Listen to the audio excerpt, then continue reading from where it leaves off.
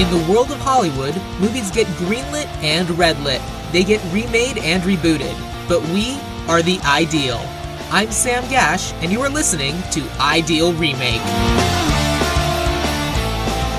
Thank you for listening to Ideal Remake. We take movies that either have been, will be, or should be remade and talk about what the ideal version of that remake would be. Today's movie taught us that Catwomen are not contained by the rules of society. You follow your own desires. This is both a blessing and a curse. You will often be alone and misunderstood, but you will experience a freedom other women will never know. Really makes you think. And this week's guest is Mimi Darling. So, Mimi, is Catwoman a movie that has been, will be, or should be remade?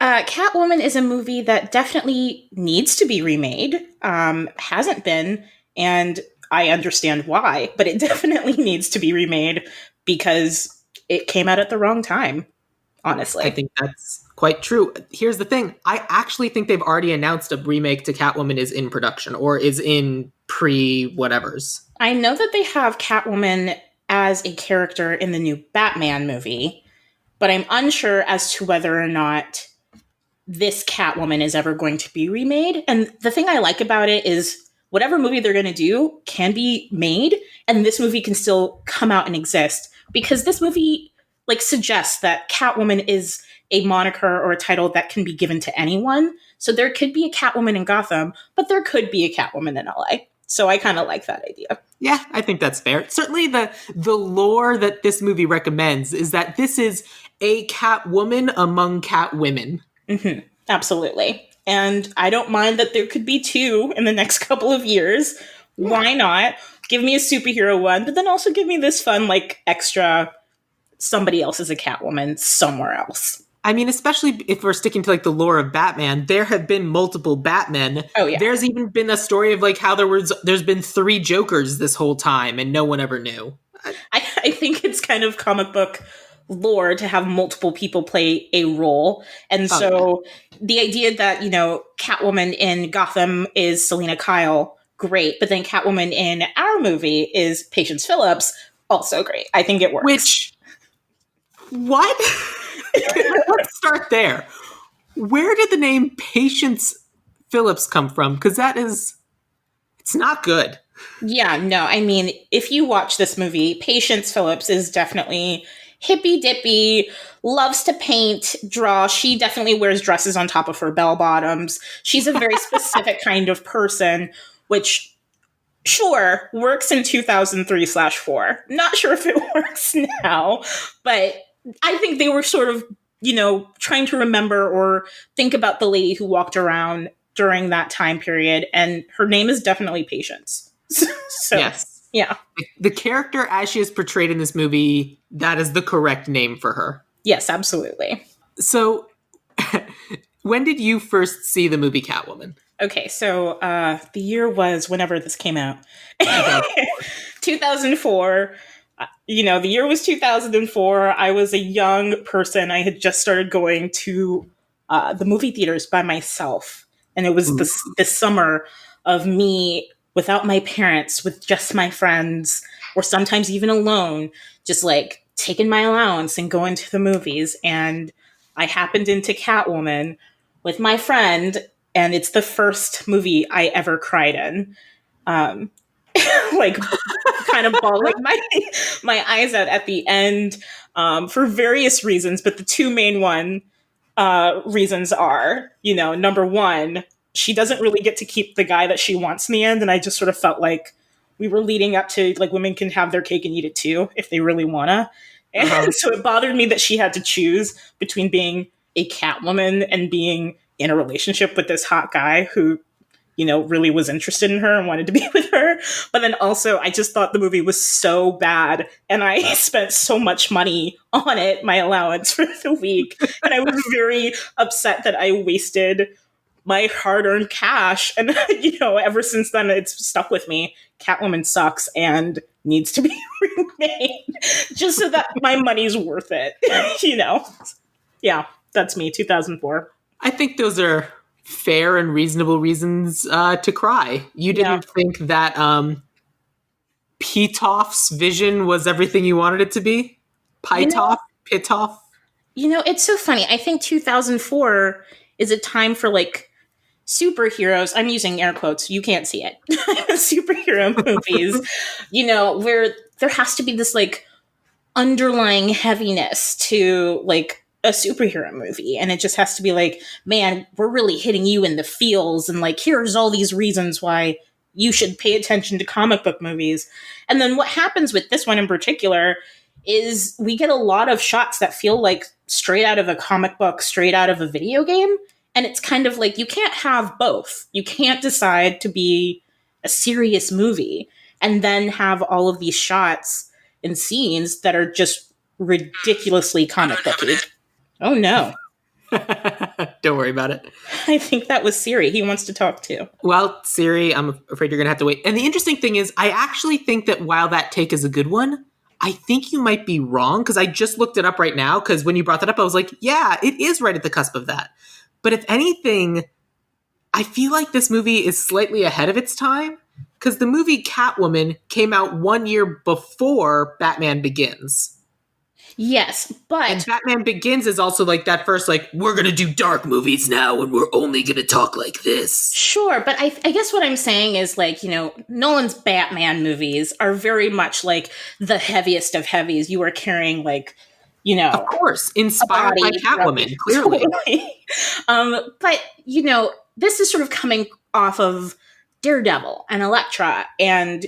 emo Tobey Maguire in Spider-Man 3. And so there's this very underlying heaviness that doesn't really work with these movies because they are superhero comic book movies trying to get away. The great thing about the Batman movies in comparison, or like, the difference between them, is that the Batman movies aren't trying to be comic booky. They're just trying to be dark and heavy. But this movie is really trying to have its cake and eat it too. It wants to prove its points. It wants to make you feel things. It wants you to feel emotional when she doesn't get the guy, and I definitely did. But at the same time, here's a fun one where she's clawing at the wall and she's climbing, because why not? Yeah, and why not? I say, let's not. How about that? And the fact that Spider-Man 3 came out in 2007 should in no way diminish that argument. No, not at all. But you know what I mean. It's around the same thing for Spider-Man 1 and 2, but it feels like in that same vein. I remember watching Spider-Man 1 and then watching Daredevil and then being like, ooh, Catwoman's the next one I'm going to watch, and then not wanting to watch it again. I saw this movie for the first time this week. Oh, congratulations. Thank you. And it was one of those movies that I've kind of always had in the back of my mind of like, I should probably watch this eventually because I like superhero stuff.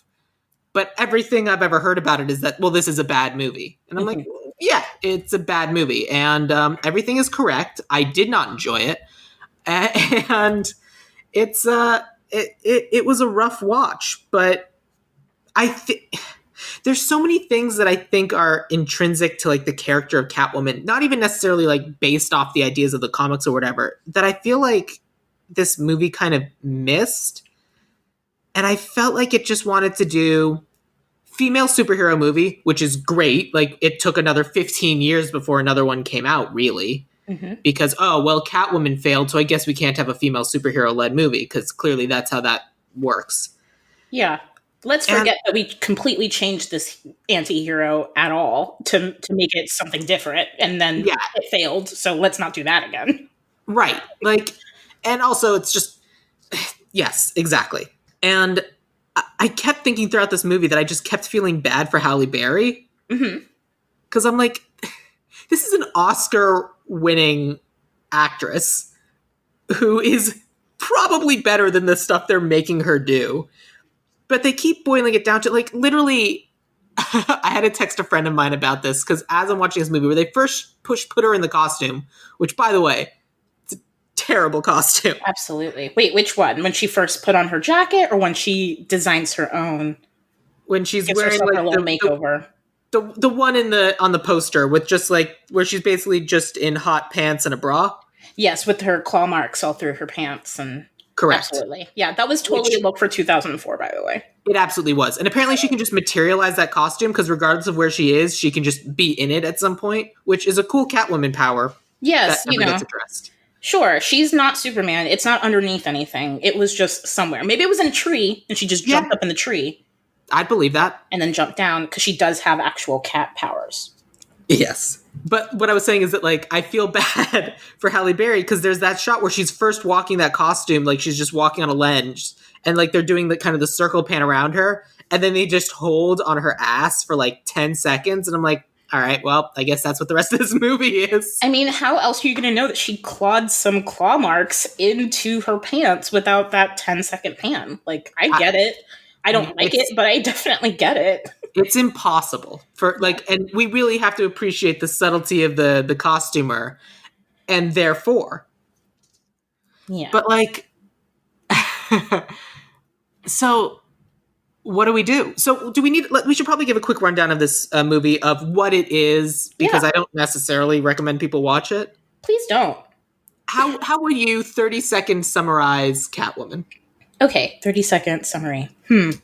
All right. Catwoman tells the story of Patience Phillips, who is a artist who is incredibly shy, who through the powers bestowed upon her by a special cat from Egypt, becomes a Catwoman with cat-like abilities to like sort of reclaim her femininity, reclaim her self-love, and kick ass, honestly. And that's what it is, or that's at least what they tried to sell it as.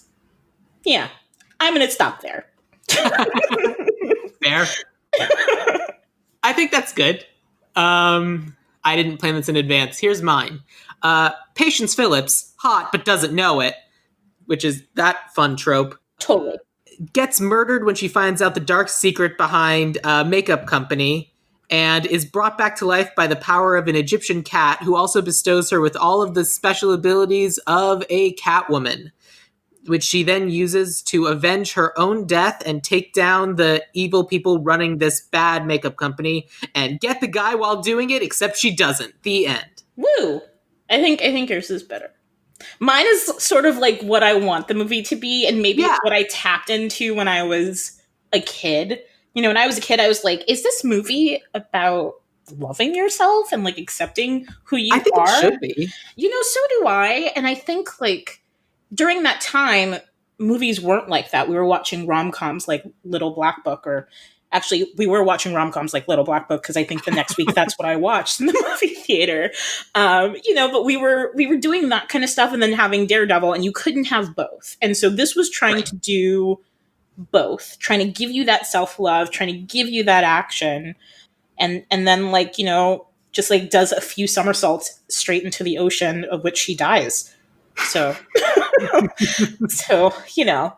Yeah. Yeah. But I think you summarized it pretty well. I will say my favorite part about this movie is a villain who hates herself so much, continues to use the beauty cream of her company, even though she knows it is flawed and dangerous, addictive, and problematic. And then her face is so deformed and like troubled or whatever by this cream, she can take a million punches and doesn't feel anything. It's just like a wall. And I'm kind of like, I like this villain. I like somebody who's altered themselves so much, who just wants to be beautiful and wants everybody to know that she's beautiful and doesn't really care about anything else except making money and being pretty. And I was like, you know what? I kind of like that. That person exists now. I don't disagree. I also agree that I like the idea of it. It's like a confidence parable, and like it's important to build confidence and believe in yourself and all these things. And I agree. And I think that that's a good, important message from this movie, sort of. It's not delivered well. No, it's not delivered well. But I do like that idea. And I also agree that I like this woman as the villain and the idea that she's addicted to her own toxic product.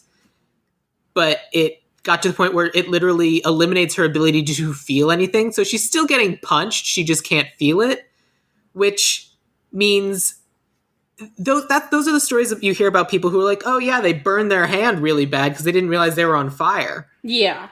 And so I feel like she needs to be hoisted by her own petard in some way like that. The other thing I realized really early in this movie is there's a save the cat moment when Patience Phillips crawls out on a ledge to go save this Egyptian cat, and it's like, oh, a literal save the cat moment. But I realized that the first save the cat moment is, so the villain's name is Laurel Hedare. She has the first save the cat moment. Mm-hmm.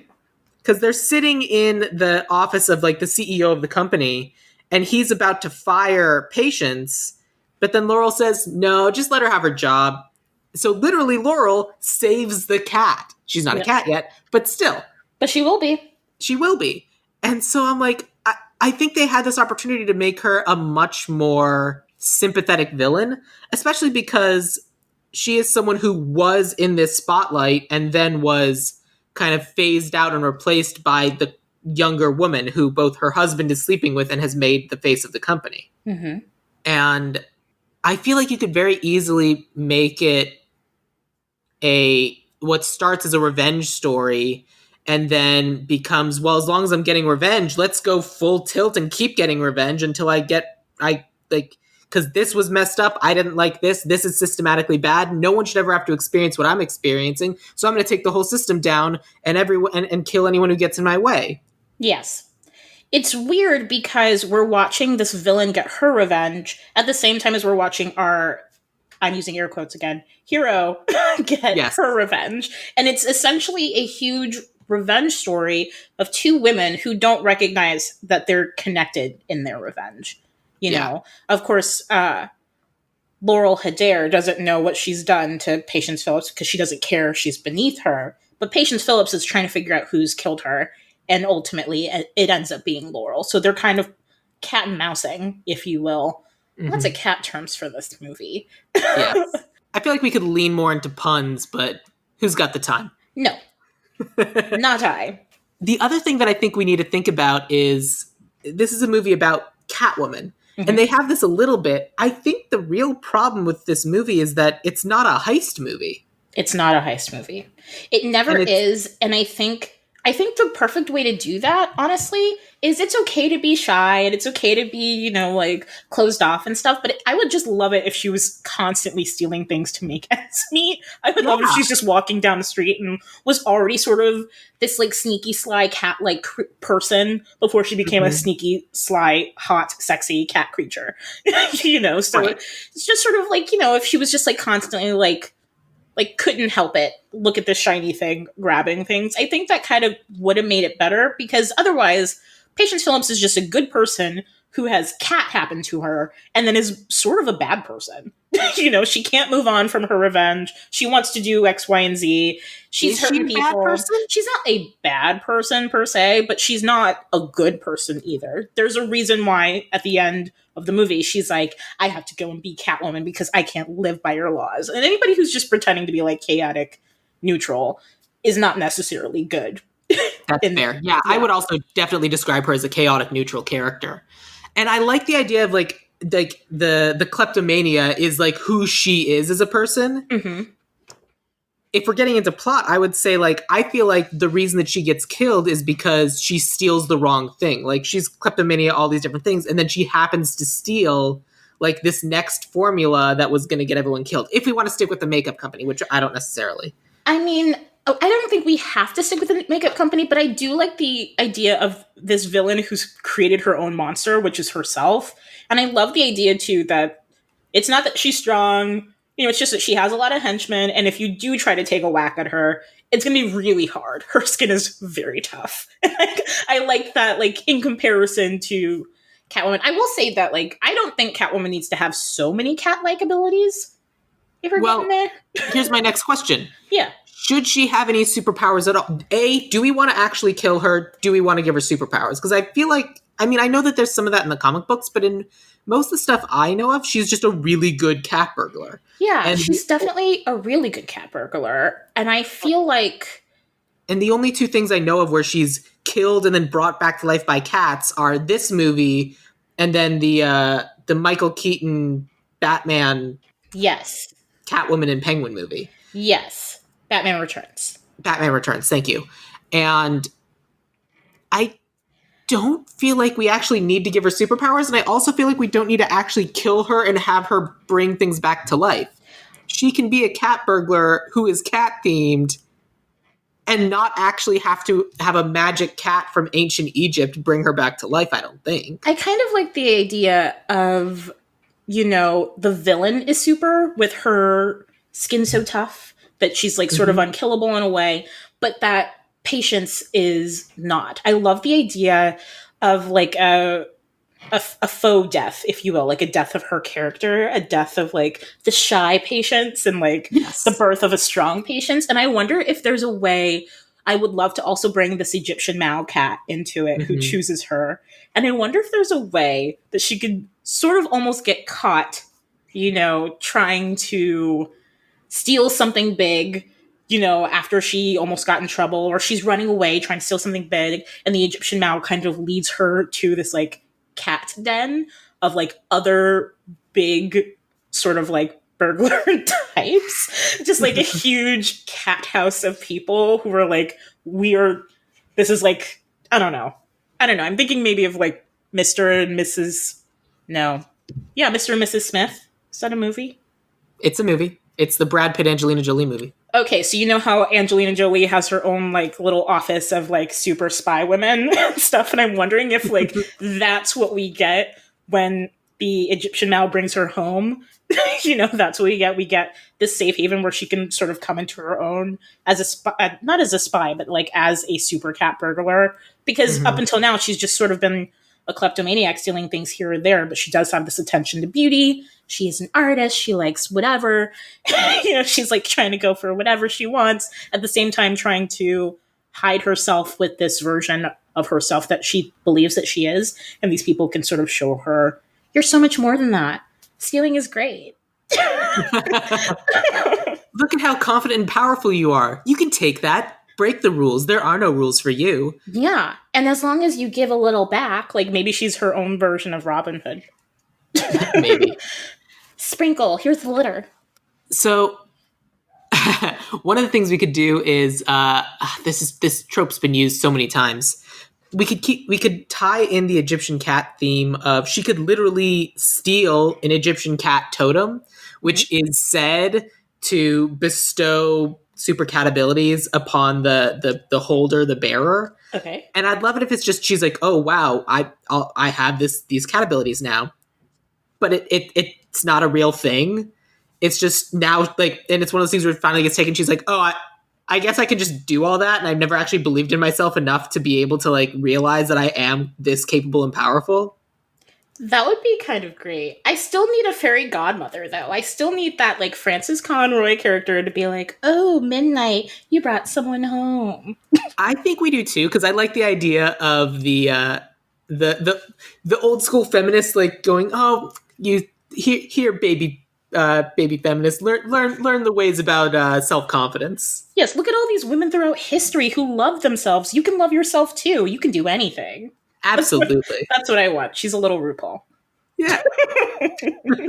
If you can't love yourself, how the hell are you going to love anybody else? That's Frances Conroy in this movie, behind tea and thousands of cats in her house, basically. Yeah. I mean, if that woman had had an expression on her face at any point during the entire movie, she might have been my favorite character. Absolutely. She is very much one-noted, confused face. And I like it in other things. I'm not sure if I liked it here. Yeah. But, yeah, no. Can we talk about her friends for a second? Because, like, I don't know. I don't remember the name of the actress who played her. I'm looking it up right now. Alex Borstein. Yes, Alex Borstein. Thank you. Sally. I don't remember when I saw it, but, like, I think her only defining character trait was horniness. Yes, I would say, and I had this thought when I was trying to choose my cast, Sally is really that odd, character because she is not, like, societally attractive. I think Alex Borstein is, like, such a babe. But society is pushing you to view only Halle Berry as this hot person, and yet Alex Borstein's character, Sally, is super attractive because she has this like inner femininity, and she's going out for the things that she wants, and she's incredibly horny. And so Yeah.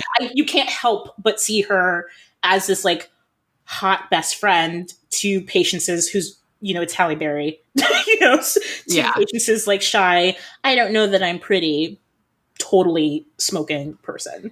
Right. Like that trope of the pretty but doesn't know it thing that I said earlier, like she's Halle Berry. No. She knows it. Yeah.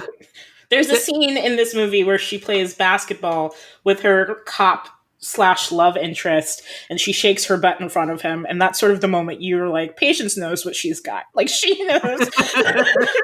She knows what she's doing. She knows exactly who she is. Let's stop pretending Patience, doesn't have any confidence anymore. Like, right. Who is she? Which, obviously, she can't date a cop anymore, right? Like, what do we want the actual profession of her romantic pairing? Is this, is her romantic pairing the one that you gender swapped, or no? Yes. Okay. So what do you want the profession of her potential girlfriend to be? I kind of would love her potential girlfriend to be somebody underneath the Hedairs, like right up there, maybe the next person to sort of fall in line, the person who, could take over the company if for some strange reason Laurel and George don't end up making it, and just sort of is looking out for their company, who's like totally a company person, but then also falls in love with this cute little klepto rebel. Well, why don't we make it the scientist, the one who like designed the new formula? Absolutely. And that way we can even make it, because Patience has this kleptomania, like it could be a night where she slept over at his place and she pockets it. And then that ends up saving his life, because they're like, we know you took the special formula and you were going to turn it over to the cops. I really didn't. And then they ransack his place and don't find it, because if they'd found it, they would have killed him on the spot. So it's like, I really don't have it, I guess, somehow. Because Patience stole it without him knowing, and in doing so accidentally saved his life. And that's how they kind of figure, like, that's what both sets him and her down this path of up against the big corporate giant. Yeah, I love that. I love the idea that the scientist survives. That's what I was kind of looking for. We have a lot of characters in this movie who don't actually have names, because they're just on the screen for like 2 minutes. But if we can make a super smart, hot person, survive just a little bit longer, I would love that.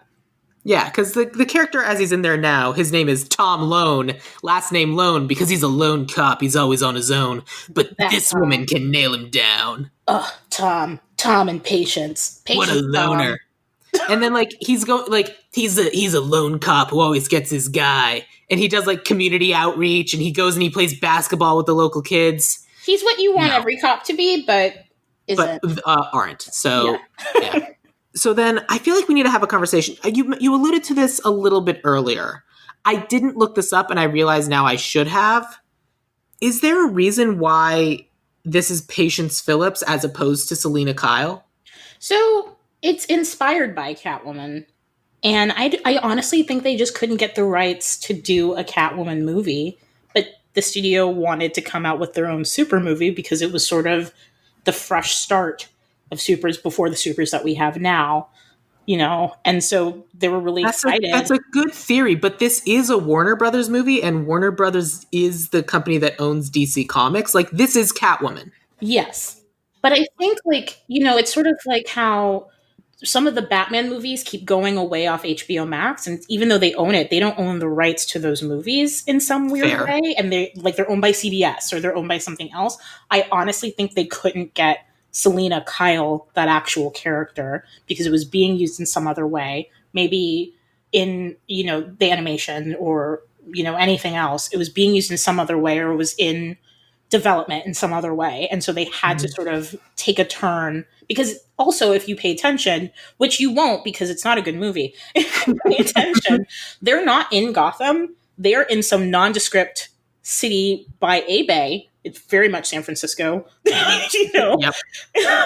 But they're in some sort of nondescript city. They couldn't really pull anything from the comics except from the name Catwoman. It's a vastly different story, and it says like inspired by or based on but it's not supposed to be. Even when she's like tossing all of the pictures of all the different Catwoman, there is no Selena Kyle in there, and so it's very much just like loosely connected, and so I think it's an issue. Yeah. My theory was less forgiving. Okay, hit me. My theory was, well, Halle Berry is black and Selena Kyle's not black, therefore this person has to have a different name.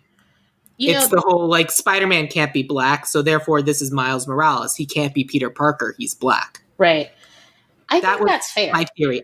I very easily could be wrong. I think that's fair. That's when Halle Berry was super hot, so I'm sure they were like, let's do this Catwoman movie, and then they're like, we've got Halle Berry, and they're like, let's change this Catwoman movie. I feel like that's totally possible.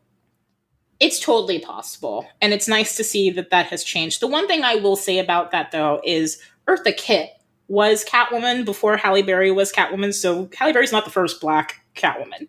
Sure. I'm sure that's 100% true. Yes. So I take yours, and I hear that. Like I said, and unfortunately, it might be true as well. I don't know. It's hard to know unless one of us actually Googled it, and we're not going to do that. No, because this movie is not worth it. But our movie, the one that we're remaking at this moment, is definitely worth the Google. Yes. So we kind of have a couple core outlines, and we kind of like have a bit of the meet cute. What else do we need for our plot? I do think we need to place it somewhere. It's nowhere like right now. City? Yeah, and I think this movie has a problem not existing in comic verse. I think it doesn't need to be Gotham, but it needs to be in a city where she could have seen Catwoman or Poison Ivy or anything like that happening. I do think this movie is a little too far-fetched. Not our movie, but like Catwoman in general is a little too far-fetched to just have in a San Francisco that doesn't exist in correlation to, Metropolis. Well, then what other DC city do you want? Like, you could put her in Metropolis, you could put her in Star City. Those are the only examples I have, but I'm sure there's a third one. Hopefully there's a third one. Yeah, maybe Star City. It's the only other ones I'm thinking of is like, where's Black Lightning live? She doesn't live there. But, it's just kind of like, I don't know where they live. Couldn't tell you. They all live. Also, speaking of Black Selena Kyles, you've watched the Harley Quinn animated show, right? Absolutely. In that show, Selena Kyle is also black. Yes, and I think she's kind of exactly. She's a perfect Catwoman. I have to say, I love Eartha Kitt as a Catwoman. I love all the original iterations of Catwoman. I do not enjoy the Michelle Pfeiffer Catwoman. And it's maybe because she's a little too crazy for my liking. Sure. Because I think all she wants is a cool rider. A cool rider. I'm going to make Grease 2 references all day. Yeah, no, I can't. I'm not a fan of Batman Returns, and that's my bad as a nerd and a geek.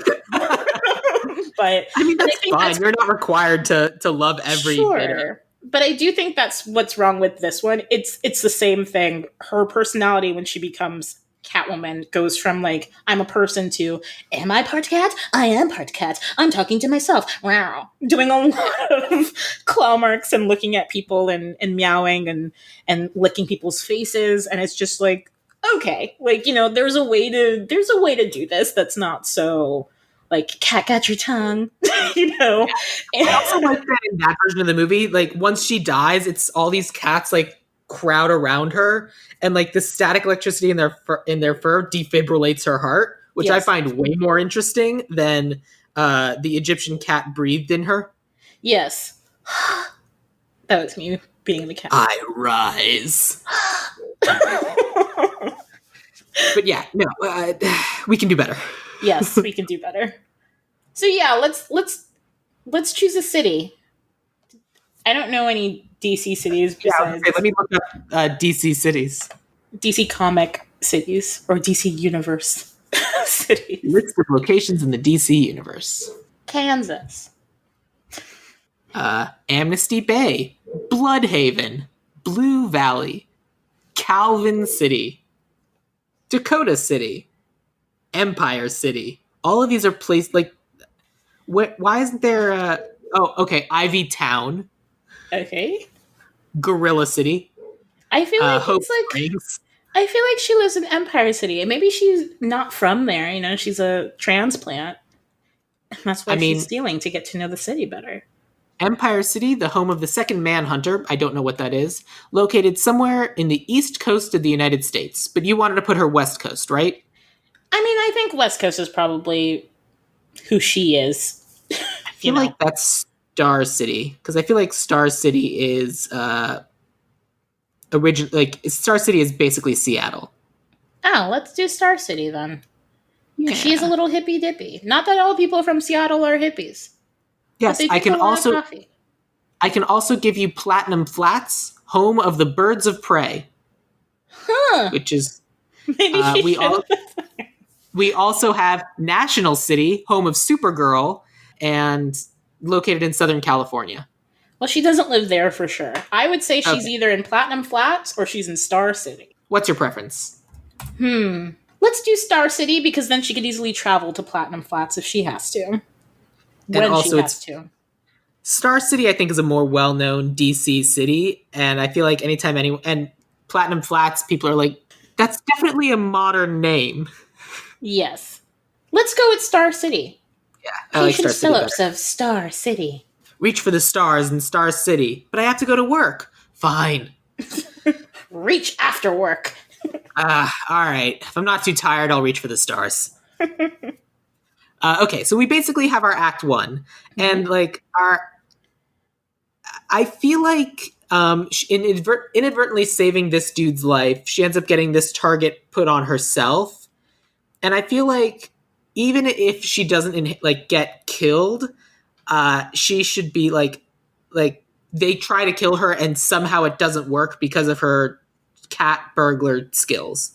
Like they bomb her apartment and it happened to be that she saw it coming and managed to get out or something like that. Or like she was on the fire escape and we have like a very cool her jumping the fire escapes, which is almost cat-like but isn't cat-powered. Just like or jumping to get down. Yeah, we can even have like them watching her apartment. They see her get out and go into her apartment and be in her apartment, but she gets saved because she literally goes out onto her fire escape to go feed a cat or to go play with a cat. Sure, yeah. The Egyptian Mouse named Midnight. Absolutely. The Egyptian Mouse named Midnight. Absolutely. Is that the breed, Egyptian Mouse? It's definitely a Mao, and I want to say it's Egyptian. So that's what I'm running with. Yeah, I remember they said the breed of the cat. I'm like, oh, that's a fancy breed. Yeah. And I know it's two names, and I know it's a Mao, M-A-U, because I was like, Mao, Mao, Mao, Mao, Mao. I believe you. I'm not going to look it up. I'm just going to take your word for it. Cool. Yeah. And then so then that's when she's like, well. And so then I think the defining characteristic for her character is they just tried to kill her. They don't know they failed. She can run or she can fight back. And that's when you have kind of like the half an hour, 45 minutes into the movie where it's like, all right, now I have to fight back. Right. Act 2 of the movie. It's happening now. Fair enough? Yes, I agree. I think that's great. Although, does she know how to fight yet?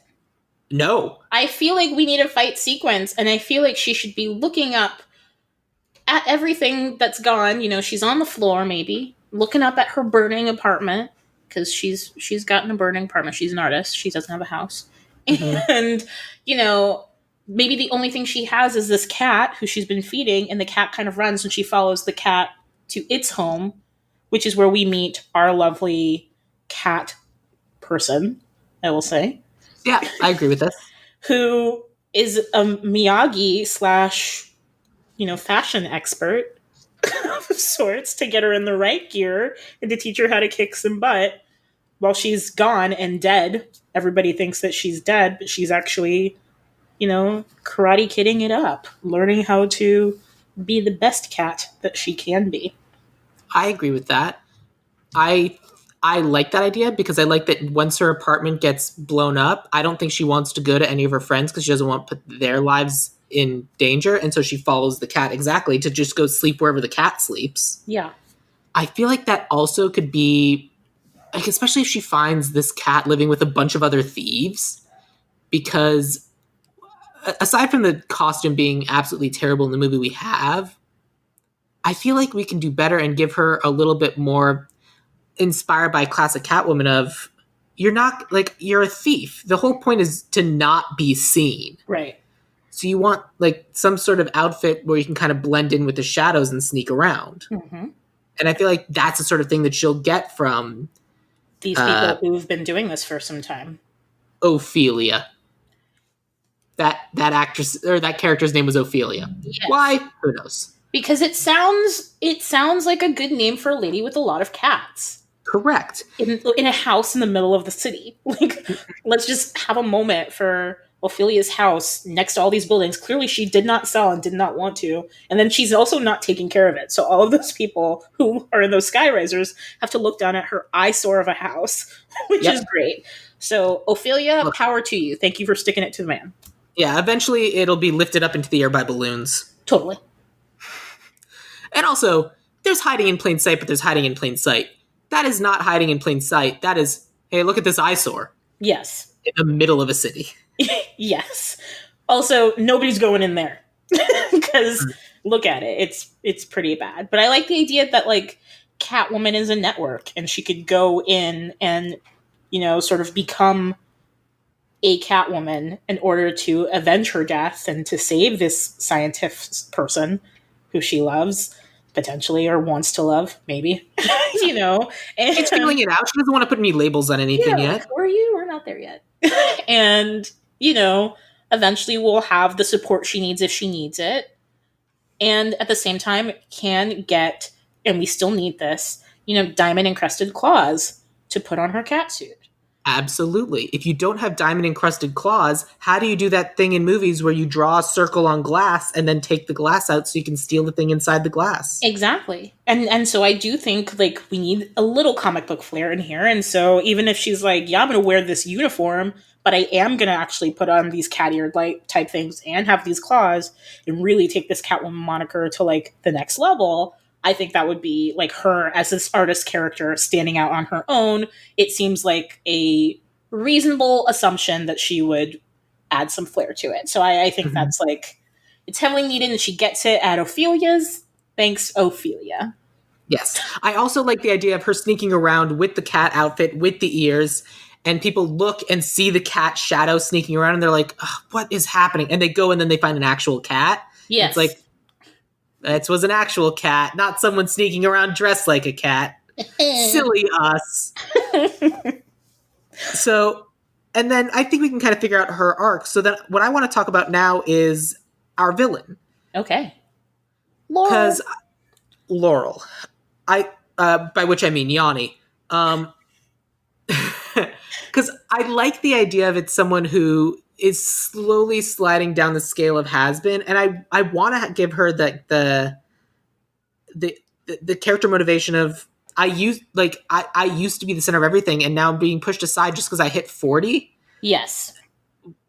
What? Or 35 or whatever, and that's not okay. Or slightly older than whatever, because I feel like that's a real thing. It happens. It continues to happen. Yeah, and women should be upset by it. There's a whole show, Younger, that's based on this very premise. I can't do the job that I was doing at 40. That's kind of ridiculous. And now I'm going to pretend to be a young person so that I can do that job. And so, I mean, it's a thing that keeps popping up. So keeping this character as a quote unquote has-been who isn't, but like is just seen societally as a has-been, as the villain, makes the most sense to me. I think she should be running this criminal enterprise, and it's like, I don't have a front man. It's just my criminal enterprise. Yes. Did you think a man was doing this? No, yes. He gets my coffee. I do like the idea, though, because I will say I thought it was fun when I was a child, and I don't know how I feel about it now, but I thought it was fun when I was a child that we are led to believe it's her husband.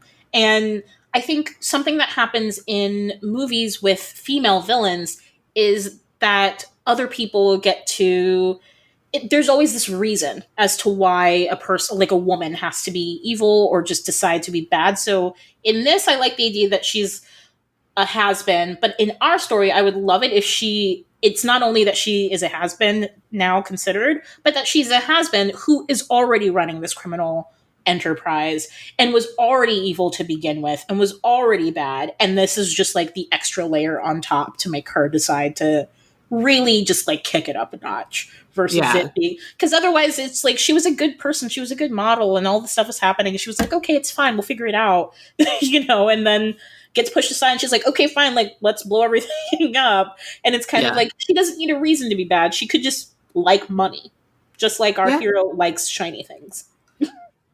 And I feel like they should have a lot more similarities in that both of them are kind of stealing in a way, but when push comes to shove, one of them will do the right thing, the other one will do the wrong thing. Yes. And literally, they can be the exact same up until they're tested, at which point, that's when they have the split.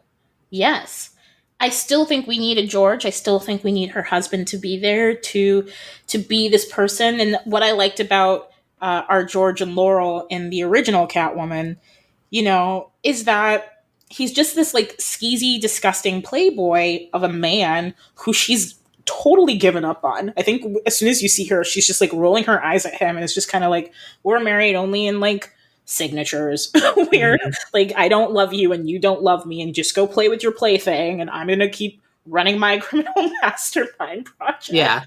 And I love that, like, Patience is first like, must be this man because she can't fathom that some woman would do it, and then it's like, no, sorry, it's definitely a woman. If you could do this, so could she. Yeah, and I like that, and I think that that's the correct way to go.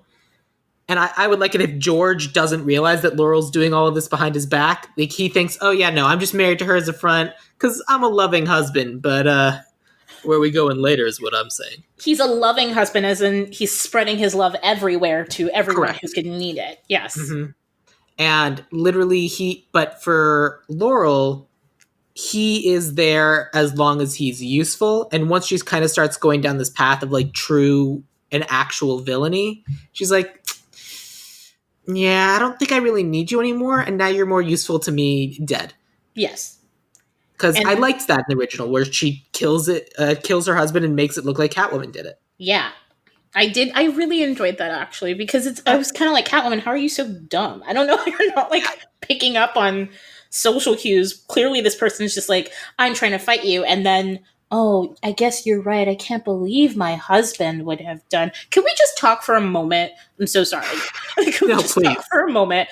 Sharon Stone's glow that they put on her to make her look however old they're trying to sell her as really takes me out of this movie. And like, it's not like it's easy to keep me to begin with, but every time she comes on screen, it is like an Instagram filter before Instagram, and it just like, she appears and she's glowing like some sort of heavenly angel. And I don't know why they keep doing it. But when I watched it this last time to get ready for this, I was like, it's kind of nice that she's glowing. I wonder if she actually glows or if that's just some sort of they're doing to make sure she looks youthful. But I'm glad you noticed that, because I have no idea what you're talking about. Okay, well, yeah, no, it's just like everybody else in the movie kind of looks normal, and then she always appears when it's dark out, and she looks kind of fuzzy and glowy, and just looks like she has like a shine to her, if you will. I actually wasn't kidding. Like, I am genuinely glad you noticed that, because I just don't have the eye for that sort of thing. Like, that thing, I will miss it 99 times out of 100. And yeah, that's an important thing to mention. Yeah. Why is she like that? I don't know why she is, and I don't know if it's just like let's blur her up a bit, let's punch her brightness, lower the exposure. Like, I don't know if they were just like, let's make her look super young and like she's not actually like a has-been, or if they were sort of like, she's a little shiny because she's been using this product for too long. Maybe, but also because Catwoman is like the anti-hero, chaotic, neutral, lives in the dark kind of thing. Were they giving Laurel the hero lighting? That's a really good question. It's easy to see her as some sort of hero because she does, save the cat in the beginning of this movie. And then you're like, oh, she's just a poor woman who's being cast aside not only by her business but by her husband. And you're like, and her husband's a skee-ball and he's poisoning everybody. And you're just like really jumping in until she's like, oh, woe is me. And I'm like, okay, well, that's fake. Yeah. She's really running things here. But it doesn't go away. It doesn't go away after we find out who she is. And so I wonder if in ours she should have this hero lighting, as our Catwoman is technically an anti-hero. And then we find out she's actually the villain we know her to be, and then it swaps, because then you're like, hello. That's a little fun, like, exposition. I like that too, and I like that. And I think it's a good parallel to our Catwoman. Yes. Yeah, I like it. I think we should do that. Sold. So then that's kind of our act 2. What do you think for act 3? Like, what's our big resolution? Is Catwoman going to drop Laurel off a building? What bothers me in the Catwoman of Halle Berry's days is that Catwoman is inherently good, even though she's chaotic and neutral. She does a lot of stuff. She steals a lot of things and then takes most things back. She's chaotic good, or chaotic neutral, I would go as far as to say. And then, at the end, she's not trying to kill Laurel. She's trying to declaw her, and put her in her cage. And I wonder if she just should. Like, get rid of this person and have it sort of be on purpose. It kind of takes all of the, especially if we're taking the cop out of it, there's no reason why she has to play fair and has to play good, for anyone else's sake. And I wonder if our character is like, this person has been poisoning people for a long time. Yeah. I think at the end of the day, like, I think what will define our two opposite characters is that when push comes to shove, Catwoman will do the right thing. When push comes to shove, Laurel will not. Yes, but I'm saying, what is the right thing here? Is the right thing to let her rot, or is the right thing to take care of the situation?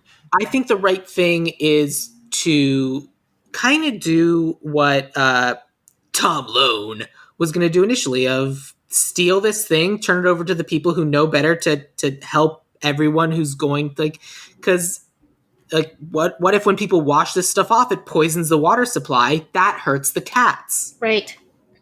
And it's all about the cats. We have to protect them. They can't protect themselves. I think Catwoman's goal is to take down the company and the product, and then Laurel gets taken down by her own hubris. Like, I do want to lean onto, like, she's so fully enmeshed and literally wrapped in her own toxic product that she does not realize when she's been hurt and when she's been killed. Yeah. Like, or not even necessarily killed, but like literally she can be on fire. Something can happen to her, and because she can't feel anything anymore, she doesn't realize that it's happening. Okay, you're right. I think you're right. I think it's not whether or not our Catwoman wants to kill her or not. It's that Laurel is so unaffected by whatever's going on, she doesn't realize that she's killed herself. And I think I like that more. You're right. That sounds good.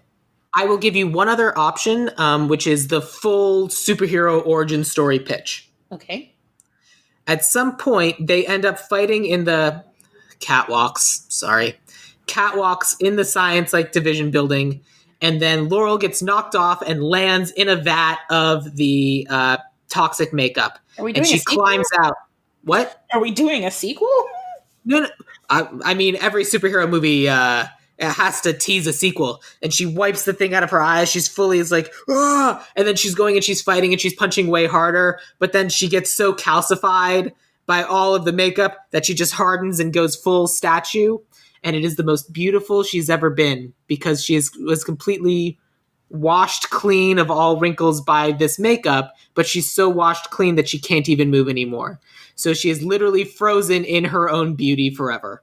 I have to say, like, this is weird. I'm suddenly feeling Flintstones parallels with the cement. And Halle Berry is also in that movie, so that's a callback. Yeah, she's the secretary. She's a secretary who,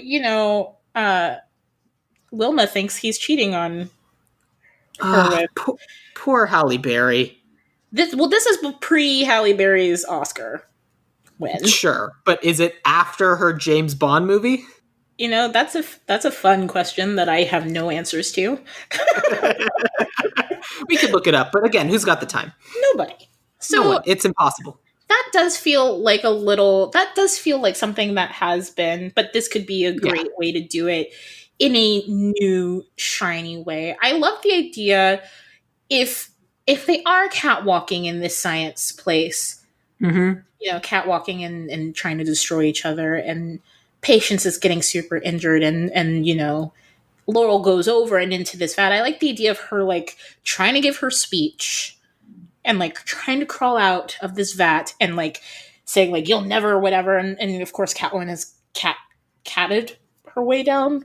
I guess that makes sense to me. I can think of no other verb. Sure. She's catted her way down, and Laurel steps out of the vat and she's talking and then like can't move her finger, and you like sort of see it sort of happen to her.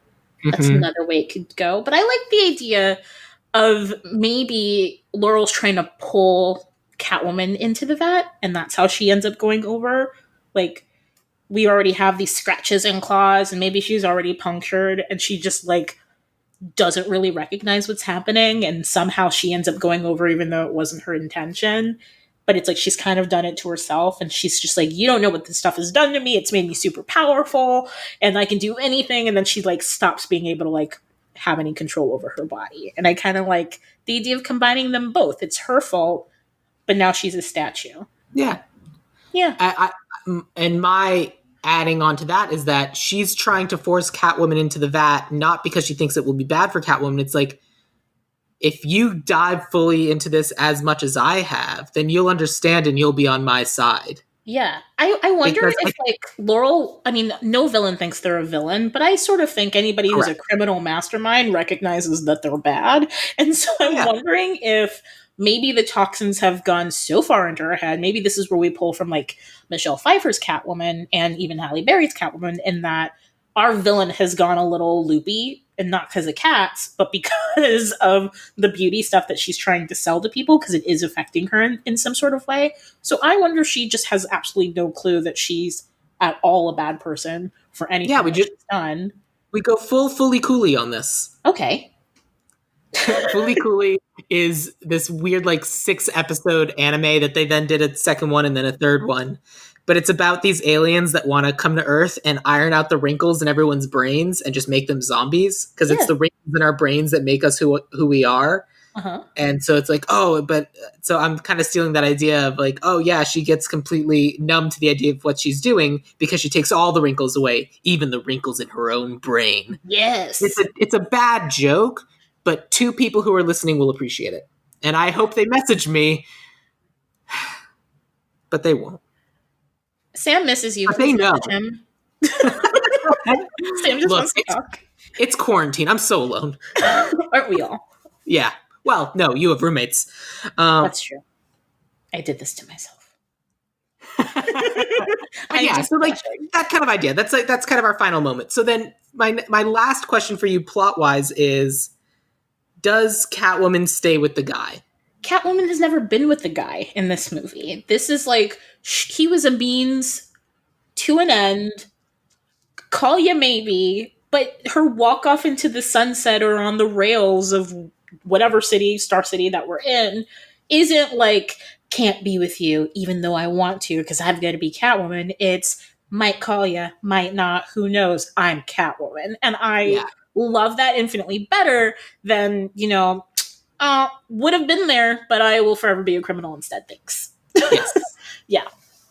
I also just realized that we're missing one thing, which is like the thing that I realized we needed. Because the whole thing about Catwoman is that she's a master criminal and a master thief. Mm-hmm. And we're having a lot of little crimes and things leading up to that. But I feel like the final Act 2 into Act 3 needs to be a giant heist. Like that she's going into the company to steal this formula in order to turn it over to the police and say, this is toxic, here's why. Yes, absolutely.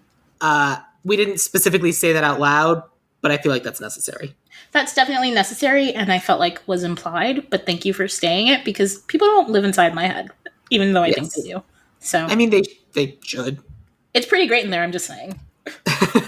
But cool. I think we have our movie, so let's talk We about do our have our cast. movie. Before we do talk about our cast, I just want to say in our movie, there will be no comparing of signatures or sorries or words to say this person is weak and sad and demure and this person is a strong badass. Couldn't That possibly be the was same so person. dumb. Like, so I took notes. I can't believe I forgot that I took all these notes. I literally, like, one of the things I wrote down was, uh, is this cop doing phrenology on handwriting? Yeah, First of all, fuck this guy. First of all, fuck that entire police department. totally. Like, the cop is doing phrenology on handwriting, and then one of them says to another, would your wife crawl out on a ledge to save a cat? Maybe if the cat had a pizza. Yeah, it's very much feminism via the male gaze, and so I think I've solved that with some of my casting and choices for Mhm. things. So taking the male gaze out of like what they think strong women are or feel like or do how they do things and like putting in like more reality because women are not just pizza eaters who sometimes save cats, and Well, it's the maleness of this whole thing in that it was directed by a dude, mostly written by dudes. There's a woman named Teresa Rebeck who's also involved in the story, but it's prime like mostly dudes on this, Hi and Teresa. it's just like this is what like oh man, women who eat all the time. Those are the bad women. Look at this one. We don't see her eat in this movie once. I think it's important that our Catwoman does eat. I would love for our patients to have a meal. Oh no, that you know what? You're right. She does go through those all those cans of tuna, Yeah, and that was also really stupid. I don't want that. I want her to go for a lavish meal when she becomes Catwoman, and then Yeah, like, I want her to steal a bunch of stuff and then, to coin a phrase, treat herself. yes, treat yourself, Catwoman. Let Treat her go out. Let her go out for a fancy feast. Yeah. Oh, I didn't like that. I didn't like it at all. Oh god, that hit me right in the feels. Oh goodness. I'm so sorry. I'm not, but I will say that I am. Okay, thank you. uh, cool. Yes, I agree. Like all these like crazy like because in my head, Patience Phillips in this movie is dead and gone, and then like some other soul kind of possesses her body and has her memories because it's not her. I think she's just possessed by Yes. some weird cat spirit. Yes. And like that's part of the reason I don't want her to actually have any superpowers. I just want her like Batman to have trained super hard to be able to do these cat burglar things, and it's just so she can just like stick it to the man and live a better life on her own by her own terms. Yes. I will say too, I hope that when she goes to the den of cat women, Indeed. I hope that she's the only person who lives there. I hope that they all go home to their really nice places that they can now afford because they've done a lot of stealing. And she's the only person who's like, I'm poor, I have nothing because my house just burned up and I'm supposed to be dead. I mean, So, I don't think it should be a society of like no. artful dodgers living under Ophelia, the Fagin of everything. I think it can just be a crazy cat lady who lives in the sewers and is like, but you're so good at stealing. Help us. We're dying because the toxic chemicals from this company are running off into our water. This cat is suffering. Meow. Can't you hear its pain? Like No, that. I don't speak cat. Oh, Yeah. well, let this one breathe into you. Oh, okay. I have to go. But can I sleep here tonight? Again, bomb my place. But is that cool? Cats. Do you have anything to eat around here? Just raw tuna and mice. Yeah. So, Yeah. Let's talk cast. yeah, who'd you so and again, we're going with Patience Phillips as opposed to Selena Kyle. Yeah. Okay, that's She's fine because we are remaking Catwoman as opposed to a new Catwoman Catwoman. movie. But our Catwoman movie does exist in the DC universe, and I think maybe she's seen Selena Kyle. I wouldn't say that they're a part of the same network. I think Selena Kyle is a lone cat, if you will. Cats are not herd animals; they are all lone cats. But she's specifically, lions are cats, and they're definitely herd animals.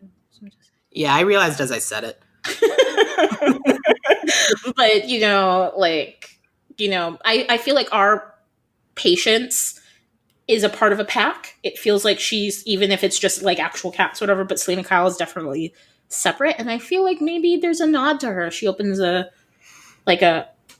newspaper and they're like, that Gotham's being plagued by some cat burglar. Claws are out or something. She's like, what is this? What was it? They're still making newspapers? This is crazy. You're right. This takes place in 2020. Yeah, no, it takes place in 2022. Her phone and it's trending on Twitter. Yes. Cat again. Yes. Anyway, so who did you cast as your Patience Phillips? I chose Sophia Boutella, who is wonderful. She's in Kingsman. Yes. She has no feet in Kingsman. She is the mummy in The Mummy, and also the best part of that movie, because that was a dumpster fire. And, she is Hottie McHottie in Atomic Blonde alongside other Hottie McHottie, Charlize Theron. So I chose her because she's a badass, and I feel like there's a world where Sophia Boutella didn't know she was a badass, and then has become that badass, and I feel like that's who Patience is. I could see that. First of all, I love Sophia Boutella. I think that's amazing casting, and I'm perfectly happy to put Sophia Boutella in just about everything. Thank you. So am I. Here. My casting is Zoe Kravitz. Ooh. Who is Mad Max Fury Road. She's in Big Little Lies. And as a fun little twist, in the Lego Batman movie, she's the voice of Catwoman. Also, in the new Batman movie coming out soon, she will be Catwoman. Oh, is she? Yes. Oh, I did not know that. She is Selena Kyle. Well, Sophia Boutella it is. You won, Sophia. Congratulations. Today you get to be in our movie. It's quite an honor. Yes. I like it. Who did you have for Laurel? Laurel? So for Laurel, I wanted to do something a little bit dumb. And my casting for Laurel is actually probably a little bit younger than the person we really want to go with. Uh-huh. But I thought it would be funny to cast someone who was in Ocean's 8 and Devil Wears Prada and Dark Knight Rises. Okay. I cast Anne Hathaway. Okay, that's really funny. I love that. I love it, but I'll tell you who mine is. So my first thought was, wouldn't it be funny if I cast Michelle Pfeiffer? I mean, we had kind of a similar idea. Yes, I was like, let's go back to Catwoman, but then I was like, actually, this character is more a Charlize Theron than anything, but I don't think we can afford her, so I instead chose Lena Headey, or Headey? From Game of Thrones? Yeah, Cersei Lannister. Yes. She's gorgeous and badass if you've seen Dread, and also, I guess, Game of Thrones. And Sarah Connor Chronicles. Yes, and also 300 as Hot Wife. And so, she's gorgeous, and she's badass, and she's a little older, but not older. And could probably kick some butt if she needed to. But she also plays crazy kind of well. The kind of crazy that we would want. Just like very full of conviction and has no clue what you're talking about is the right way to go. So my fight for Anne Hathaway would be, if we're casting Lena Headey, aren't we tipping our hand that she's the true villain? I would say she has been cast as the villain, but she's also not been cast as the villain. Hot Wife in 300 is definitely not the villain of that story. Yes, but I would say that most people now associate Lena Headey with Cersei Lannister, who is like the villain of Game of Thrones, regardless of what they did with Daenerys in the last season. Now, here's the thing. I think your casting is the correct one. I think Lena Headey is the correct choice. Mm-hmm. But I feel like we would have to try really hard in like the opening scenes to be like, Lena Headey trying to break away from from being Cersei. Sure, maybe we see her like giving back to children in like a very nice way, and because of the cream, I've been able to help 10,000 children go to school. For every bottle of cream sold, we give a bottle of cream to a wrinkly child in need. Yes. Question. Do our children? No more questions. We're like helpful. That? Trust me. We've done a thing. For every bottle we sell, a kid in Ireland gets a new pair of glasses. Covered in cream. You can't see through it, but your eyes have never looked better. Trust us. Yeah, something like that. Yeah. Like, I think we need to have her, like, I would love it if the first third to a half of the movie is her playing this character that all of us are just kind of like, okay, this is weird seeing you be this nice. Like, I want her being the nicest person we've ever seen. Totally. And then she can flip it and go full Lena Headey Yes. in the second half. In the That's what I would do. In the same vein, for like Anne Hathaway as a choice, I think she's very good, and it would be fun to see her as a villain because I don't know that we have. I would say her Catwoman was just trying to make ends meet, So I mean, look, if they drive a truck full of money up to your house, are you going to take the truck full of money, or are you going to say no? If you need it, you need it, and when you don't need it, you still take it. So yes. It's a truck that is just full with money. Yes. So I think actually it's pretty funny that you say that. I did have Anne Hathaway on my list as well. So she's right up there. I'll take whoever you choose. You can choose. I do think Lena Headey's the correct choice, especially because like even if we're just going based on age. I mean, Anne Hathaway's 37 or 38 or something. Like, she's getting there, and by the time the movie was in production, she'd be like exactly 40. And Lena Headey's 46. So it's a difference of 9 years. Right. So, I mean, a lot can happen in 9 years, but also, here's the thing. I like Anne Hathaway, but like a lot of people really don't for I don't know reasons why. I also like her. Yeah, which I've never completely understood. But it's also one of those things where I'm like, yeah, lean into that a little bit. Just play the villain. Mm-hmm. And I feel like it's just trying to like reclaim, like, no, I'm okay. I'm likable. Stop looking at Jennifer Lawrence and look at me. Which she could totally do for this. You're right. Yeah. Something like that, which I just think would be kind of fun and dumb. And so like that's kind of why I was thinking. But again, I do think Lena Headey's the right choice, especially if the first half of the movie she's playing against this type. Yes. And we believe her to be like the saint, and we paint her as the most heroic, and she's done so much. And yeah, she's like a Vincent D'Onofrio in Daredevil. Yeah. And she's then murder the entire time. Means to an end. So then let's talk about George Hedare. Who did you have for George? I had Christoph Waltz, actually. What? I just was like, I want an older guy who seems skeezy, who can play skeezy very easily, obviously. Yeah. And I want his wife, obviously, to be younger. Not infinitely younger, but like younger, so that you already know he's got a taste for a different kind of palette than is necessarily deserved. And so it's not weird when he's just like, hi, 19-year-old, like, I'd love for you to come back to my house so I can show you all my trophies. Like, I kind of wanted that. And he's very good at playing like creepy, skeezy guy. So you think he's the villain, even though he's not actually the villain of this. He's a villain of his own story, but he's not the villain of this story. Right. Yeah.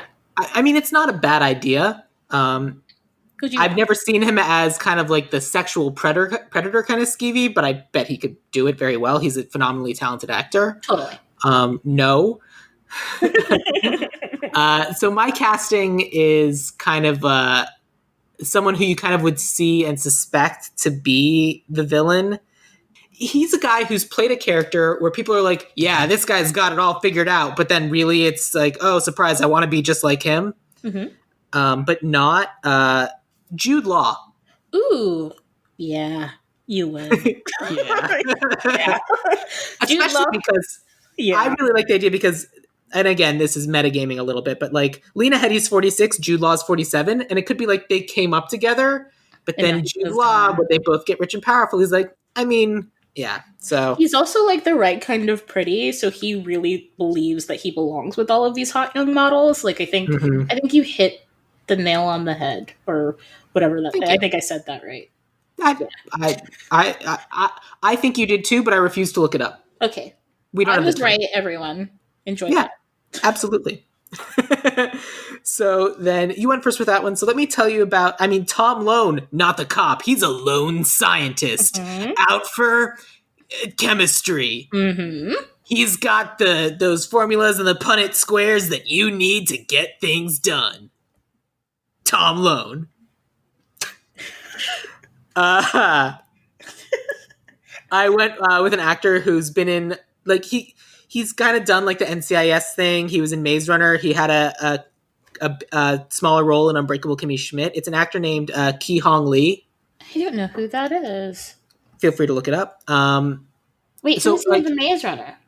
I don't remember the name of his character. Also, I've never seen Maze Totally Runner. know him. Yes, I've seen the Maze Runner. I've seen all of them. I also read those books. Fun fact for everybody: those movies are better than the books are. Hello, that Really? never happens. Yep, the books just do a thing that I was not asking for nor needed, and then the movie was like, "We're going to tone all that down," and I was like, "Thank you, thank you very much." I love him. He's great. Yeah. So, for those of you who aren't sitting in front of a computer right now, in Maze Runner, he plays Minho. He does, and he's a fast runner. That's important in those movies. That is, because you have to run through the maze. Yeah. Mm-hmm. We like Minho. He makes it to the end. Spoiler. Ooh. So sorry. Well, he's in like 3 of the movies, so that doesn't surprise me. Some of them don't make it in the third one. Good for him. He did it. He did it. He really solved that maze on the back of that kid's menu. You know, super quick with a crayon and then a pen. Hello. And you can't erase crayon. No, you cannot. It just smears everywhere. Wax is no joke. It is not. Who did you have for Tom Lone, rogue scientist? Okay, so I first tried to play with the man. I was like, who am I going to choose for Tom Lone? And then I was like, the year is 2020, and I don't see why Sofia Boutella should have to touch a man. She could touch a woman if she wants to. And Atomic Blonde has definitely proven that. And it was awesome there. And so I think it would be awesome in our movie. And I chose Gina Rodriguez. Tell me about Gina Rodriguez, who I know who she is, but just in case our audience does not. Totally. Gina Rodriguez is a little famous, just a tiny bit, from Jane the Virgin on the CW. She was also in Annihilation, where she plays a cool badass. She was in Miss Bala, which is an unfortunate movie. And, she also was in Someone Great. Is that right? Oh. On Netflix. It's like the rom-com of 2019 on Netflix. Someone Great. Yeah, she's also in the upcoming Miranda July movie, Kajillionaire. Which is out today, or whenever this is coming out, is out today. This should come out 2 weeks from tomorrow, as of recording. It's already out. You should watch it. It's great. Miranda July is great, and everybody's great. I had to watch Miranda July movie for a movie club, and I did not like it. Yeah, Someone Great is the movie I was talking about. Got it. Yeah. I don't know what to do because those are both good choices for Tom Lone, the scientist who gets stuff done. Totally. Alone until he meets Catwoman, who he never wants to be alone without. Yes, Tom Lone. Let's come back to that, since I think those are both good options. Okay. And for stuff like that, when we both have good things, I'm like, we can kind of decide based on who got more other things. Sure. So then let's talk about Ophelia. In our version, sewer dwelling crazy cat lady. Is she a sewer dwelling crazy cat lady? Is that official? The Fagin of thieving cats. This one's named Artful Dodger. I found him in the boot of a VW bus. I don't want Ophelia to be crazy. I just want Ophelia to be, You have super magical cat powers based from Egypt. And if there's one thing I know, it's that cat women, and I'm quoting, are not contained by the rules of society. You follow your own desires. You will experience a freedom other women will never know. That's the cat. See, I hear it as like Catwoman. Wait, say the line again. Just Catwomen are not Catwoman. Catwomen are not contained by the rules of society. So, I kind of hear that as Catwomen, they're not contained by the rules of society, and that's the reason why I said. But I hear it the way I said it, and that's the reason why I cast Billy Porter in this role. Because I love the idea of this just because, here's the great thing about Ophelia, right? Ophelia is like an Egyptologist. She's a professor. She's not a crazy Catwoman as much as she's like a studied crazy cat lady. And so in my mind, there's no reason why somebody who's sort of obsessed with Egypt has found this cat in all of these photos or whatever the case may be, has sort of built this secret underground society of like a den of thieves who's sort of like a mob boss of their own sort of right, you know, for protecting people or protecting the cats or protecting society. She's, you know, especially in Seattle, I feel like why not? So that's sort of like my thought process. I wanted my Ophelia to be like a fairy godmother sort of like you can do anything you want and let me teach you how to be badass. I have all of these connects. Let's do it. I'm going to take a step back because I just looked him up and I actually thought Billy Porter was someone else. Just in case people don't know, please tell us about Billy Porter. Billy Porter is the first Black gay man to win an Emmy in 2019 for Pose. And he is that fabulous person you see on the runway, like in a full ball gown, just fully dressed to the nines. He is a showstopper. He is the fairy godmother you've always wanted and will be the fairy godmother in the next Cinderella movie that's coming out whenever quarantine is not over. Yes. So that's... Which version of Cinderella? Is it a remake of the Brandy Whitney Houston Cinderella version? Or is it like the kind of the live action Disney but better? Okay, fun fact, both of those movies are Disney movies. And are they really? Yeah, it's Disney's take on Rodgers and Hammerstein Cinderella or their take on their own Cinderella. And they've technically done their live action Cinderella. So this is actually a separate movie, not... It's like a new Cinderella movie, sort of like Ever After. It's like a separate Cinderella. Is it Disney? It is not Disney. I think it's Sony. Ah, interesting. Cool. Yeah. Neat. Yeah. Fun fact. My Ophelia is Loretta Devine. Ooh. Who... love. She's in... she does theater and stuff too, but she's like in Waiting to Exhale. She's done Grey's Anatomy. She was in Crash, Death at a Funeral. She has a huge IMDb page. Like, it goes on and on. It does. And I don't know. I just thought she'd be fun. I kind of was going with the Ophelia we have in our movie instead of... I keep saying sewer dwelling, but it doesn't necessarily need to be sewer dwelling. It's just where this cat goes home to. Yes. It could be anywhere. The important thing is it's not a home. It's not her home. Sure. She doesn't own it, is what we're saying. But yes. Who among us can? And that's what I kind of thought would be fun. So that's kind of why I went with Loretta Devine. I love Loretta Devine. And I do feel like she gets the, like, she could very easily be, like, saying the line the way that I envision it versus saying it like, please pet this kitty. You will be a Catwoman forever. But instead of being like, girl, you a Catwoman. Like, that's kind of what I would. Because Frances Conroy, as wonderful as she is, sort of did the whole, you know, there's so many great women and you're part of these great women. And I kind of just wanted to be like, girl, sit down, let me tell you about this. You know, and just like, I have stuff to do. I have my own life. Like, let's get to it. You need to learn some things. So I feel like it's either or. I don't know. Yeah, I think we have another either or situation. So then it comes down to this. Who's your Sally? Oh, who's my Sally? I went first. You go first this time. Oh, you did? Shoot. So... what's the name of the actress who plays her in the movie as it is now? Alex Borstein. Thank you. Mm-hmm. So Alex Borstein is like a comedian. So like it's doing comedy. And I wanted someone who could like kind of have that fun play with the role, but also is a little bit more down to earth and isn't just I'm going to make sex jokes for an hour and a half. Mm-hmm. That's my character. Mm-hmm. So I went with an actress who's been in a variety of different things. But I've most recently seen her in the movie But I'm a Cheerleader, and also in Netflix's Russian Doll. I went with Natasha Lyonne. Ooh, Natasha. She's hot. That is also true. Yeah, she's great.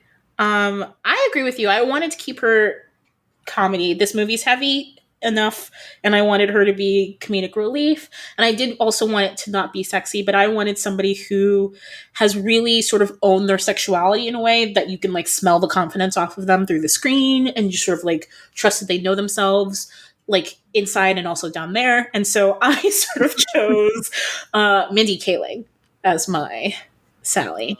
Got it. That's an interesting choice. I feel like Mindy Kaling is a very one-for-one with the Sally we have now. And I feel like it would end up being a very similar character.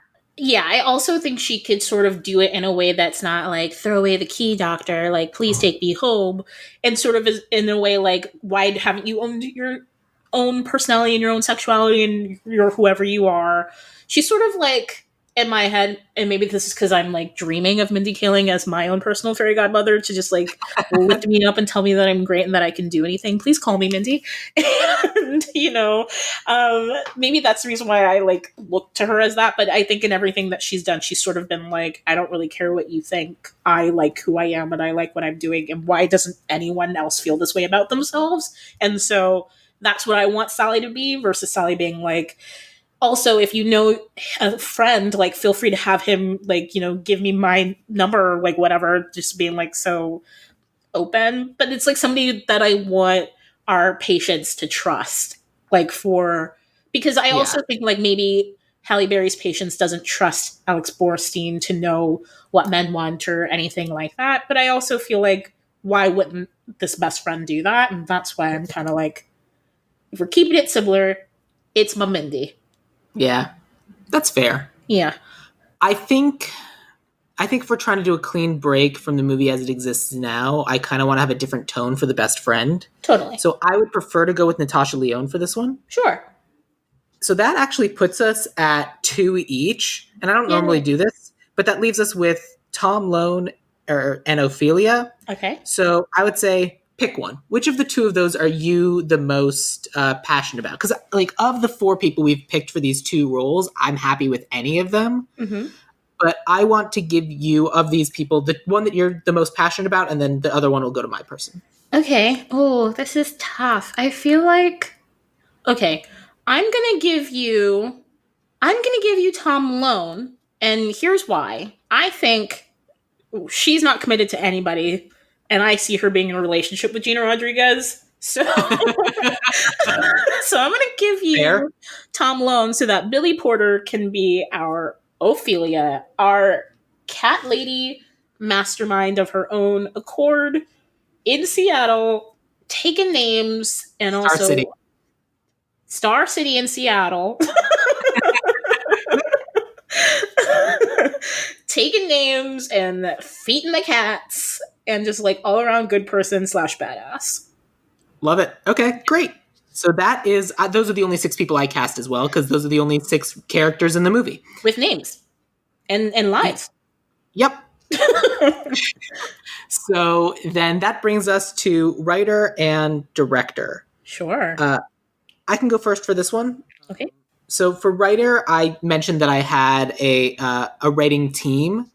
My writing team are the team behind Raising Dion, because I didn't know how deep into kind of superpowers we were going to go, and this kind of felt like the low-key family drama, but also like kind of a little bit of the supernatural action-y kind of thing. Okay. And that kind of worked, and it's like single woman kind of on her own type situation. Okay. And so the people who created that are Carol Barbie and Dennis Liu. And so that's what I thought would be fun for this. Yeah, I totally see that. I loved Raising Dion. And I mean, I have a love-hate relationship with Raising Dion, if I'm honest, but it's more love than hate.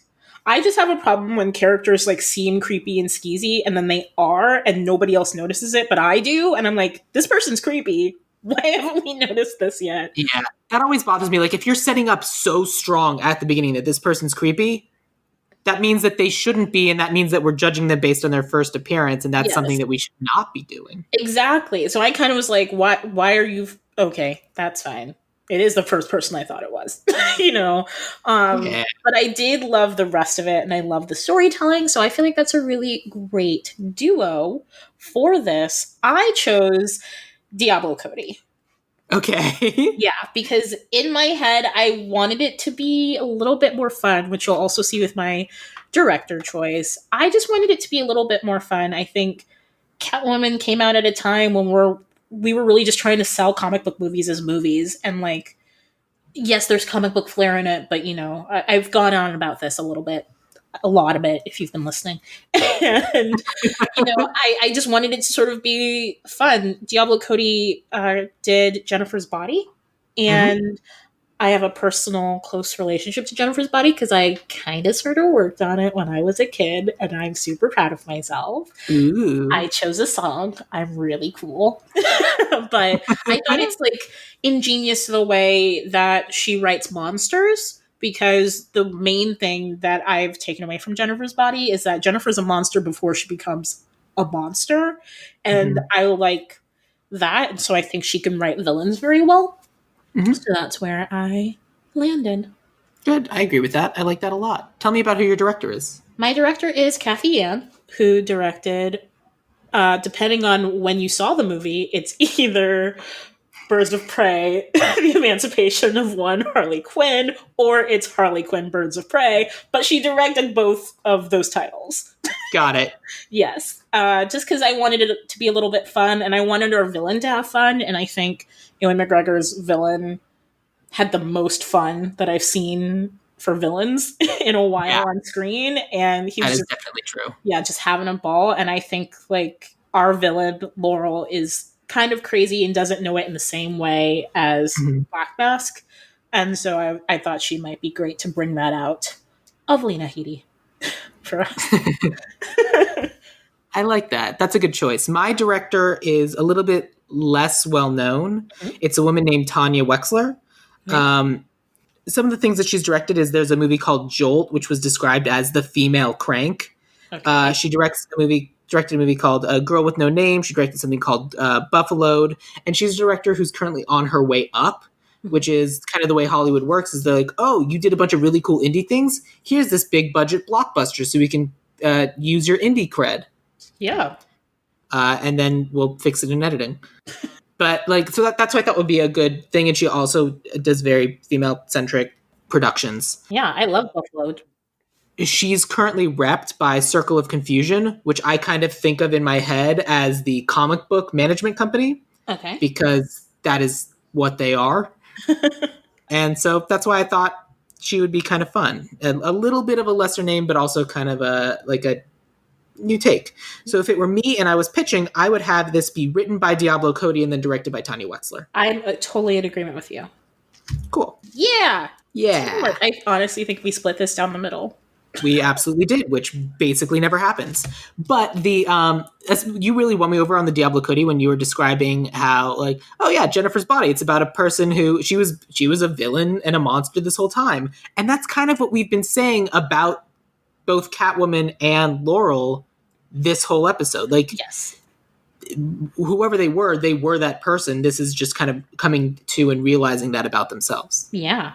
And Yeah. I think she it's fun. I think you don't realize Jennifer's a villain until you watch it later. Like, of course, when I saw Jennifer's Right. Body in 2009, I was like, okay, poor Jennifer. But then I'm watching it now and I'm like, she's the worst. Like, she's the worst person in the world. I'm not surprised. That's it. I'm not surprised. Because she's just so awful. So it's sort of like, I want a character who years from now will still offend us and make us go like, oh god, you're awful. And she's just like smiling with like a happy face and just like, right? Like, Yeah. I'm so great. And I think she does that very well. So Diablo, call us. We'd love to hire you for this. Exactly. So yeah, so let me take you through our Catwoman. Please. So, Catwoman. All of this will take place in Star City. Our Patience Phillips will be Sophia Boutella. Tom Lone, the rogue scientist who goes against the rules, is Ki Hong Lee. Laurel Hedare is going to be Lena Headey. George Hedare will be Jude Law. I almost put Christian Bale there, but that would have been too on the nose. Ophelia is going to be Billy Porter. Sally will be Natasha Lyonne. All of this will be written by Diablo Cody and then directed by Tanya Wexler. That is Catwoman. Woo. Mimi, are you going to go see this movie? You know, I'm not only going to see it, I'm going to see it like 10 times in theaters. That's kind of you. I mean, it's not. I saw Twilight like 14 times in theaters. That is many times. It is many times, and you know, I didn't have to pay for it. I had friends who worked in the theater, and I did my homework in the theater, so it doesn't really count, but I did sit in the theater 14 times for Twilight. Fair enough. You know what? That's fair. So if I could do it for Twilight, I could do it for any movie at all. Good. I like it. So, thank you so much for being my guest. Mimi, please tell people about your presence on the internet, what you'd like people to follow, all of that stuff. You know, the end of the episode things. Sure, yes. I'm Mimi Darling, and you can find me on... That's my podcast voice. You can find me on See It on Tuesday, which is a wonderful little Instagram account where I tell you whether or not it's worth to see a movie in theaters or if you should just wait at home. However, right now we're taking a little bit of hiatus because drive-ins do not count. So we will be back as soon as theaters open. In the meantime, you can check out Cherry Picks, which is essentially female Rotten Tomatoes, where you can see what female identifying and non-binary critics think of movies, because why not? Good. That's me. I like it. Wonderful. Yeah. If you want to follow me, I'm at Twitter at Sam Gasch. I'm on Twitter at Sam Gasch, SamGasch. And the podcast is on Twitter and Instagram at Ideal Remake, spelled like it sounds, and like the title of the podcast. I'm doing very well today. And if the nice thing you could do is, if you enjoy this or any podcast, a really good thing to do is to go on to Apple Podcasts and leave us a 5-star review. That helps all podcasts, because the more reviews happen, it's how it tracks engagement and how that gets promoted for other podcasts that are trying to find people to listen to them. Or you can also join us on Facebook, Ideal Remake or Ideal Remake Podcast, and come say hi. Or tell me about all the things that we got wrong, or if we missed perfect casting for something, I want to know about it. So do I. Honestly, yeah. Because there's only 6 characters in this movie, so... Honestly, I want to know who you'd cast as Catwoman. Like, let us know. Yeah, please do.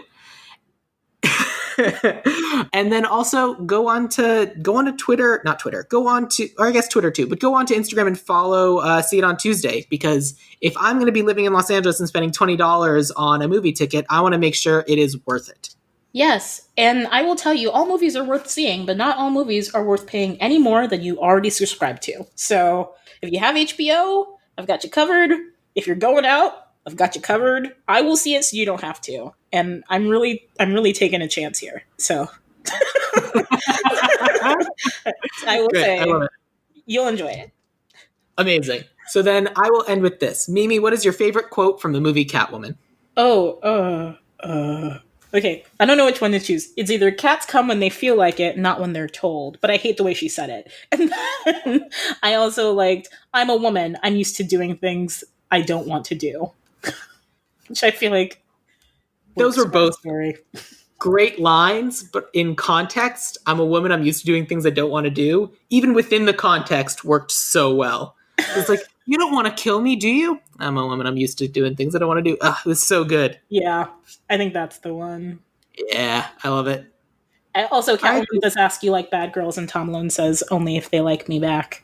That was so dumb. Yeah. It's definitely, I'm a woman, I'm used to doing things I don't want to do. Good, I love it. Yeah.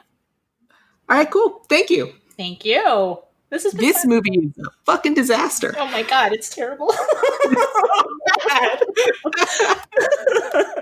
so bad. It's really awful.